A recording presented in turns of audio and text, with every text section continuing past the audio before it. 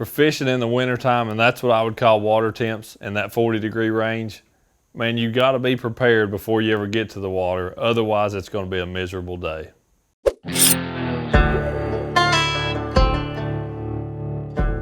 But if you are prepared, it can be some of the best days.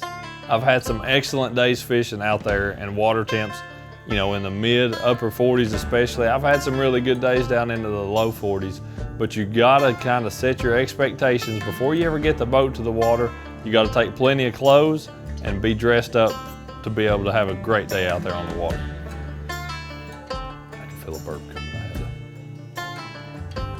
The thing with fishing that time of the year, you know the fish are gonna be much more sluggish. You know, it's not like a lot of other time frames where the water is going up or down, at least not in the part of the country where I am, through that range. You know, some places I guess that freeze up, the water could have warmed up to 40 degrees, but for where I am, it's kind of the dead of winter when that water temp gets down into the 40s.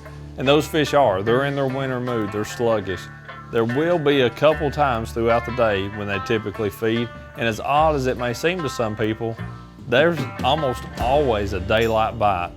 And throughout those winter months, there's, you know, the first 30 minutes or an hour. We always think of that as bass fishermen. As the summertime, boy, you gotta get out there at daylight. They're gonna be busting, you know, right at daylight. That happens so often in the winter though, and a lot of people miss it. But now after about 9 o'clock, boy, it can go dead until 1:30, 2 o'clock in the afternoon, and then it can be like gangbusters again. Some days you don't have that bad of a lull, but a lot of times you do. You have a super strong early morning bite.